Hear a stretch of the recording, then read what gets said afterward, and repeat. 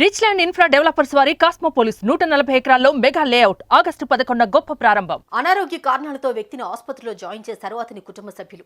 వైద్యం అందిస్తూ 5.5 లక్షలు కట్టించుకున్నారు. మరో 2 రోజుల్లో డిశ్చార్జ్ చేస్తామని చెప్పారు. ఇంతలోనే రాత్రి నుంచి ఐసీయూలో ఉన్న రోగిని చూడనివ్వలేదు డాక్టర్లు. ఏంటి అని ప్రశ్నిస్తే మరో 4.5 లక్షలు చెల్లించాలని డిమాండ్ చేశారు. గట్టిగా ప్రశ్నిస్తే చనిపోయాడని చెప్పారు. దీంతో ఇంతసేపు మృతదేహానికా మీరు ట్రీట్మెంట్ చేసింది అంటూ గొడవకు దిగారు మృతుడి కుటుంబ సభ్యులు. ఠాగూర్ సినిమాను తలపిస్తున్న ఈ ఘటన జరిగింది మరెక్కడో కాదు, హైదరాబాద్లో.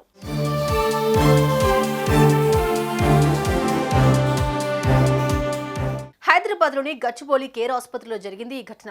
మెదక్ జిల్లా నర్సాపూర్ పట్టణానికి చెందిన 50 ఏళ్ల వెంకటేష్ అనారోగ్యంతో గచ్చిబౌలి కేర్ ఆసుపత్రిలో జాయిన్ అయ్యారు. ట్రీట్మెంట్లో భాగంగా సర్జరీ చేయాలని చెప్పి గత శుక్రవారం అతనికి ఆపరేషన్ చేశారు. ఆ ఆపరేషన్కు 5.5 లక్షలు చెల్లించాలని కోరారు. అందుకు వెంకటేష్ కుటుంబ సభ్యులు అంగీకరించి డబ్బులు చెల్లించారు.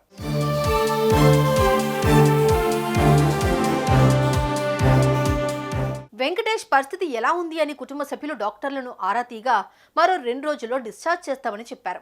2 రోజులు కాస్త పూర్తయిపోయింది. అయినా సరే ఇంకా ఐసీయూలోనే ఉంచారు. పైగా గత రాత్రి నుంచి వెంకటేష్ను చూడనివ్వలేదు. దీంతో అనుమానం వచ్చిన కుటుంబ సభ్యులు అతనిని తమకు చూపెట్టాలని కోరారు. అయితే 4.5 లక్షల రూపాయలు కడితేనే అనుమతిస్తామని చెప్పారు. అందుకు వెంకటేష్ కుటుంబ సభ్యులు అంగీకరించకుండా అతని పరిస్థితిపై అప్డేట్ ఇవ్వాలని కోరగా ఎలాంటి సమాధానం ఇవ్వకపోవడంతో బంధువులు ఐసీయూ అద్దాలు పగలగొట్టి లోపలికి వెళ్లారు. తీరా అక్కడ చూస్తే వెంకటేష్ అప్పటికే మృతి చెందినట్లు తేలింది.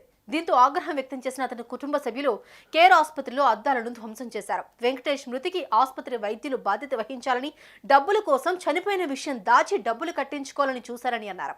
ఇలాంటి వారిని కఠినంగా శిక్షించాలని డిమాండ్ చేశారు. నా బాడీ ఆర్గన్స్ తీసుడు, నాకు డౌట్ వస్తుంది. నన్ను ఆయననే తీసుకొచ్చిండు, ఆయననే డాక్టర్నే చెప్పిండు. నేను డాక్టర్తో నాకు పరిచయం ఉంది, నేను అక్కడనే చేసుకుంటాను. ఆయనే వచ్చిండు. సర్జరీ అయిన తర్వాత ఆయనే చెప్తున్నాడు ఈ హాస్పిటల్ వల్ల నన్ను చంపేస్తాను, నన్ను ఇక్కడి నుంచి తీసుకెళ్ళండి. ఒకటే మాట, ఆయన చెప్పినట్టే జరిగింది. ఆఖరికి ఈ రోజు చంపేస్తాం. పొద్దున మార్నింగ్ సీసీఆర్టీ స్టార్ట్ చేయకుండా మీ బిల్ పెండింగ్ ఉన్నది, క్లియరెన్స్ లేదు, బిల్ కట్టే వరకు మేము సీసీఆర్టీ చేయమంటే ఇది ముఖ్యమంత్రి మార్నింగ్ 5 o'clock ఎందుకు చెప్పలేరు మాకు? అంటే you're playing with dead bodies.